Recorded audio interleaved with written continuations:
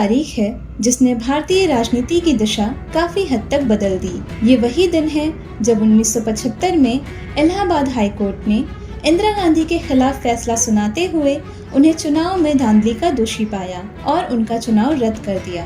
दरअसल ये कहानी 1971 में रायबरेली के लोकसभा चुनाव से शुरू होती है। तब इंदिरा गांधी ने वहां से जीत हासिल की थी। उनकी जीत को प्रतिद्वंदी राजनारायण ने कोर्ट में चुनौती दी। इस मुकदमे को इंदिरा गांधी बनाम राजनारायण के नाम से जाना जाता है। 12 जून 1975 को जब फैसला होने वाला था, तब सुबह 10 बजे से पहले ही इलाहाबाद हाई कोर्ट का कोर्ट रूम नंबर 24 खचाखच भर चुका था। जस्टिस जगमोहन लाल सिन्हा पर पूरे देश की नजरें थी, क्योंकि वो राजनारायण बनाम इंदिरा गांधी के मामले में फैसला सुनाने जा रहे थे।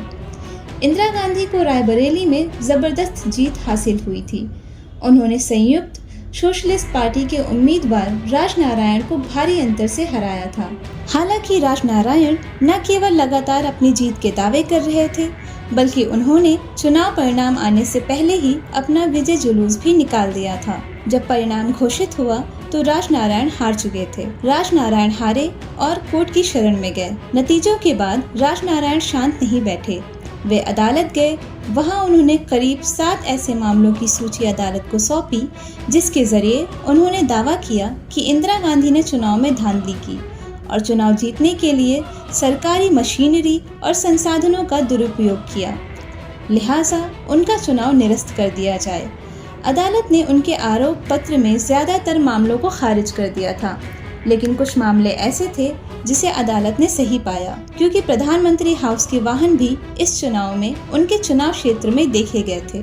12 जून 1975 के दिन जब जस्टिस जगमोहन लाल सिन्हा ठीक 10 बजे अपने चैम्बर से कोर्ट रूम में आए, सभी लोग उठकर खड़े हुए।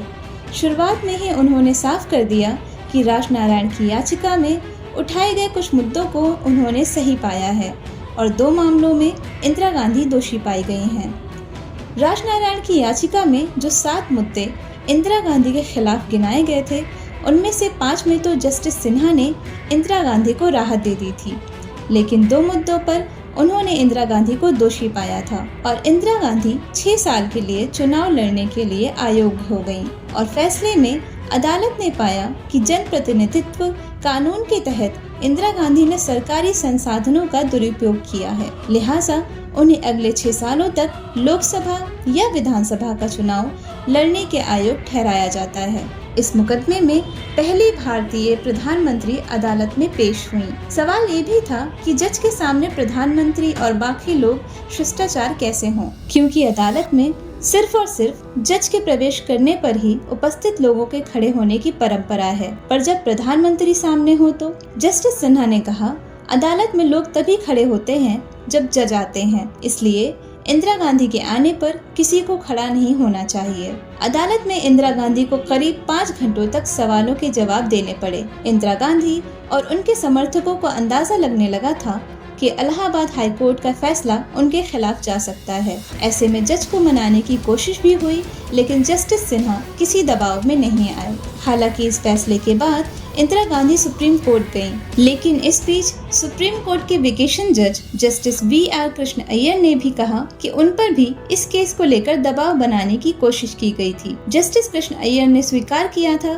कि देश के कानून मंत्री गोखले ने उनसे मिलने के लिए उन्हें फोन किया था। 24 जून 1975 को जस्टिस अय्यर ने इलाहाबाद हाई कोर्ट के फैसले पर स्थगन आदेश तो दे दिया, लेकिन ये पूर्ण नहीं, आंशिक स्थगन आदेश था। जस्टिस अय्यर ने फैसला दिया था कि इंदिरा गांधी सांसद की कार्यवाही में भाग तो ले सकती हैं, लेकिन वोट नहीं कर सकती।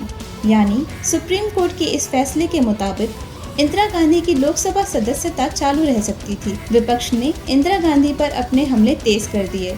इसके बाद जिस तरह के हालात पैदा होने लगे, उसमें इंदिरा गांधी ने 25 जून 1975 को पूरे देश में आपातकाल लागू कर दिया।